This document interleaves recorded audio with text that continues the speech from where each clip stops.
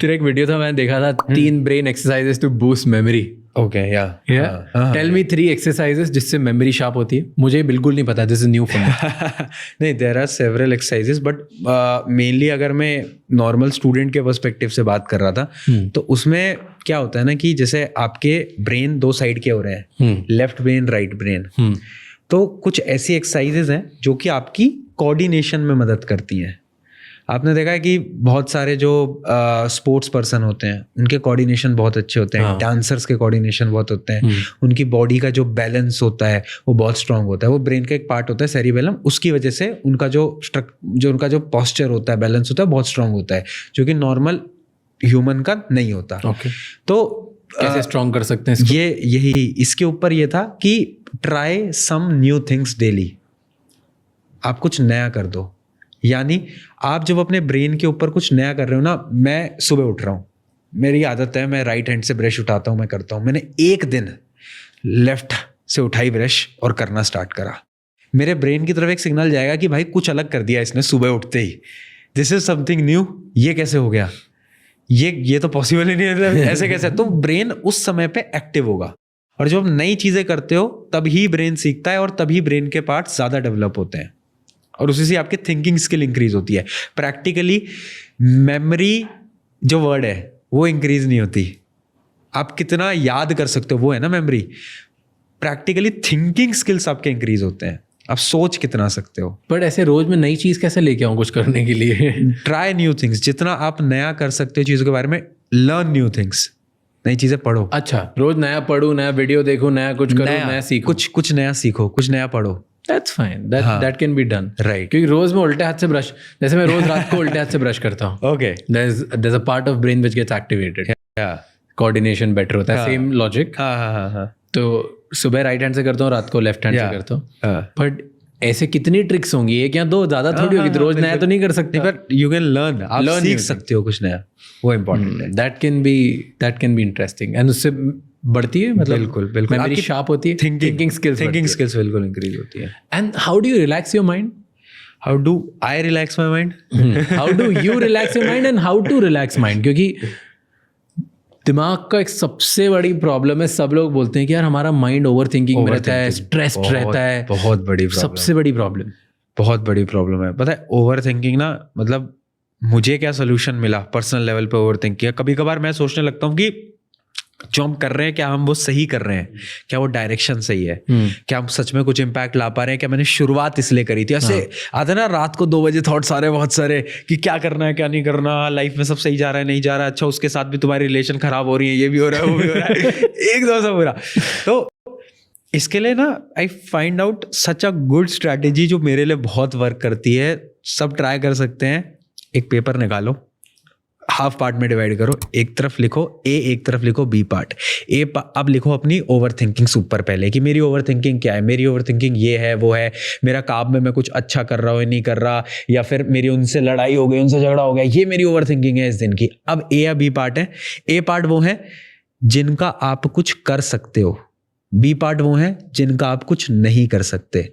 अब मैं अपने करियर में क्या आगे करूंगा उसका मैं कुछ कर सकता हूँ. मेरी किसी से लड़ाई हुई है उसका मैं कुछ कर सकता हूँ, मैं उसको अभी फोन मिला के बात कर सकता हूँ कि यार भाई कुछ प्रॉब्लम तो नहीं है, वो मैं कर सकता हूँ.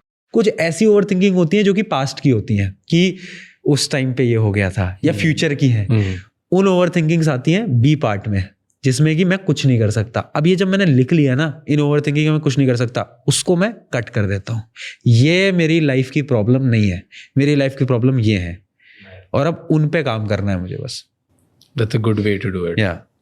Interesting. And तुम बहुत डिस्ट्रैक्टेड रहते हो लाइफ में. डिस्ट्रैक्शन को कैसे खत्म करते हैं?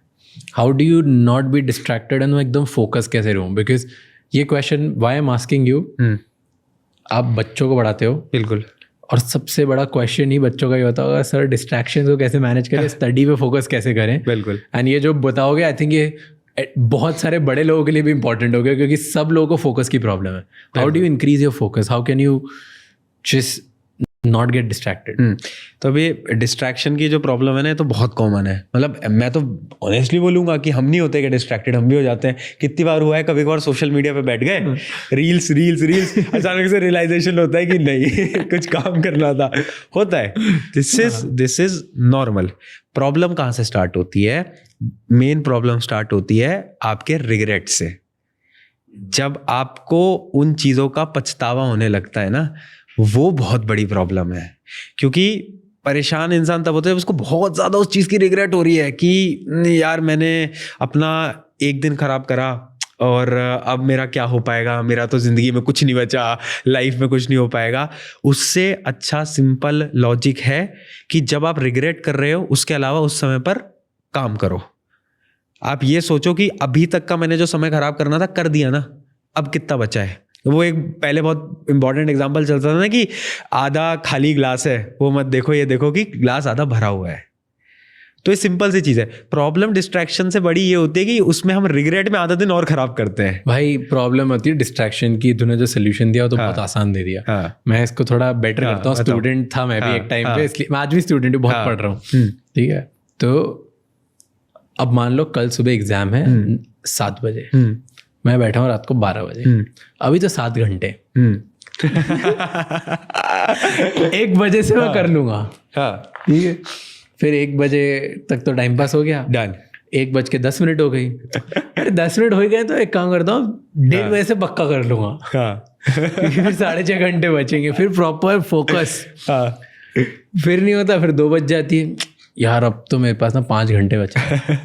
शिट यार, मैं 2 घंटे मिस कर दिए, मैंने ये कर दिया, थोड़ा रिग्रेट चालू हो गया. और ये रिग्रेट करते करते 15-20 मिनट और गए. तो अब मेरे दिमाग में कि 4 घंटे में बिना ब्रेक के पढ़ लूंगा. 3 बजे से तो मैं जो स्टार्ट करूंगा, अब एक काम करता हूँ, ढंग से रिफ्रेश हो जाता हूँ, थोड़ा घूम भी लेता हूँ, थोड़ा ये स्ट्रेस से बाहर निकल जाऊंगा, और 3 बजे स्टार्ट करूंगा पढ़ना, 7 बजे तक पढ़ के 4 घंटा पक्का पढ़ लूंगा. और ऐसे में हो गया सब खत्म. ना बचा मेरा रिग्रेट, ना बचा मेरा टाइम. अब तो मतलब जय भगवान बचा ले. ये होती है डिस्ट्रैक्शन की वैल्यू. ये स्टूडेंट्स के साथ एग्जाम में होती है, लोगों के साथ जॉब में होती है, बिजनेस ओनर्स के साथ कुछ नई स्किल सीखने के लिए होता है कि कल सुबह ऑफिस से पहले मैं कर लूं, और फिर होता है अब तो सोना ही पड़ता है, छोड़ दो. सब के साथ ये दिक्कत है. बिल्कुल. टाइम छोड़ते जाते कुछ नया सीख नहीं पाते, कुछ नया कर नहीं पाते. This is very common problem ना. मैं बताता रहा हूँ, डिस्ट्रैक्शन ऐसा मेरे को नहीं लगता कोई इंसान है जिसकी लाइफ में नहीं होगा. तो इसको कैसे मैनेज करूँ? रिग्रेट तो हो, टाइम ही नहीं बचा रिग्रेट करने का. मैं कर पा रहा हूँ पर्सनल लेवल पे डिस्ट्रैक्शन को लिमिट कैसे करेंगे, उसका सिंपल जो मैं फॉलो कर पा रहा हूँ वो होता है सिर्फ और सिर्फ डेडलाइन से. उसके अलावा मेरे को पर्सनल लेवल पे कोई स्टेप नहीं मिलता कि मैं कैसे बेटर कर सकूं. मुझे कोई काम करना है, फिर मुझे कुछ चीज़ सीखनी है, नहीं तो मैं उसके लिए एक डेडलाइन बना के चलता हूं कि आप इतना समय इस चीज़ के लिए आपको देना है, मतलब देना है. So distraction you limit by deadlines. Interesting. And कभी कोई एक्टिवली कोई एक्सरसाइजेस करता है या कुछ करता है ऐसा जिससे ब्रेन पावर बढ़ता है? एक्टिवली एक्सरसाइज करता हूँ कोई ऐसी? हाँ, या ब्रेन पावर बढ़ाने के लिए कोई टेक्निक है? वेरी ऑनेस्टली जो मैं आपको बताया कि अलग अलग चीज़ों के बारे में ट्राई न्यू थिंग्स. जितनी आप नई चीज़ें सीख सकते हो. Only way two. Second way, stay fit. मैं सच बता रहा हूँ, दिमाग और बॉडी बहुत, मतलब ये दिमाग है, ये शरीर को चला रहा है. ये शरीर अगर तुमने सही कर लिया तो दिमाग ऑटोमेटिकली बहुत सही हो जाता है. आप खुद देखना, जब हम जिम से आते कितनी क्लैरिटी नहीं मिलती. कहीं भी एक्सरसाइज करके आओ, दौड़ के आ जाओ, अभी मैं चला जाऊँ दौड़ के आऊँ, मेरे दिमाग में बहुत क्लैरिटी हो जाती है. आई फील कि हाँ कि ठीक है, अब बहुत अच्छी क्लैरिटी मिल रही है, दिमाग के पास काम करने की मोटिवेशन आ रही है automatically. Fit. That's true. You know, मुझे ऐसा लगता है कि दिमाग और शरीर 2 अलग अलग चीज़ें हैं. ठीक है. तो मान लो एक हाथी है, तो आपका शरीर है एक हाथी, और दिमाग है आपका जो हाथी के ऊपर जो भैया बैठे हैं ना, जो चलाते हैं हाथी को. तो अगर आप रोज वो भैया और हाथी जो चलाता है हाथी को, रोज अगर आप ट्रेन करोगे, छोटी छोटी चीज़ों पे बात करोगे, और जो वो बोलेंगे वो हाथी मानेगा, धीरे धीरे आप स्टार्ट कराओगे, तो प्रॉपर चलेगा लाइफ में. जो कमिटमेंट आप सोचोगे वो होता जाएगा. राइट. लेकिन अगर आप ये सोचो कि छोड़ दो, मैं तो बस बैठ जाता हूँ हाथी के ऊपर और फिर चल जाएगी, तो कुछ नहीं होने वाला। वो हाथी एकदम वाइल्ड होगा, इधर उधर भागेगा और आप कुछ नहीं कर पाओगे। आपको लगेगा कि यार मैं तो कंट्रोल करने के लिए बैठा हूँ, मेरा ब्रेन ही है, मेरी बॉडी है, मैं कंट्रोल कर लूंगा, नहीं कंट्रोल होगा। राइट। तो ये माइंड एंड बॉडी को सिंक करने के लिए रोज ट्रेनिंग करनी पड़ती है। इसके पीछे ना एक ऐसी स्टडी भी मैंने कहीं पढ़ी थी कि जो लोग रेगुलरली जिम जाते हैं फिर बॉडी बिल्डिंग में है ना, उनके पास माइंड कंट्रोल बहुत स्ट्रांग होता है, क्योंकि वो काम कर रहे हैं जो कि दिमाग को पसंद नहीं है और वो रेगुलरली कर रहे हैं 5-10 साल से, पुश कर रहे हैं, तो उनके पास एक माइंड कंट्रोल है जो कि नहीं होगा सबके पास। ट्रेन कर रहे हैं ना, दैट्स हाउ।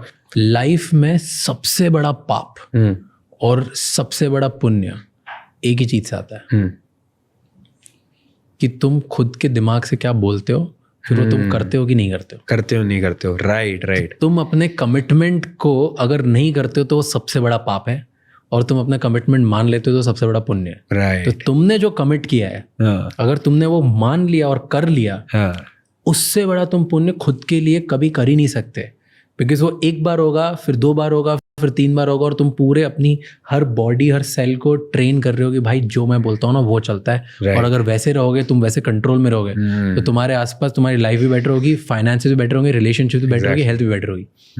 और अगर तुमने खुद से किया हुआ वादा, खुद से किया हुआ कमिटमेंट नहीं माना, तो उससे बड़ा कोई पाप ही नहीं है, क्योंकि जब तुम खुद की नहीं सुनते तो तुम जमाने में क्या सुनोगे और क्या करोगे लाइफ में। Exactly. And I love this saying. Right, बिल्कुल। It's like that. तो अगर the highest level of sin is you not being able to keep up your commitments. मतलब ऐसा भी होता है ना कि जब आपने कुछ सोचा कि आज मैं ये करूँगा, अपने टारगेट्स बनाए और उसको अचीव कर लिया रात तक, तो उस दिन जो नींद आती है वो कितनी सुकून भरी नींद आती है ना। प्यारी बहुत सुकून भरी नींद आती है। और नहीं हो पाते तो ऐसा लग रहा होता है अंदर से कि कहा सही नहीं था आज। जिस दिन अचीवमेंट वाली नींद बहुत अच्छी होती है।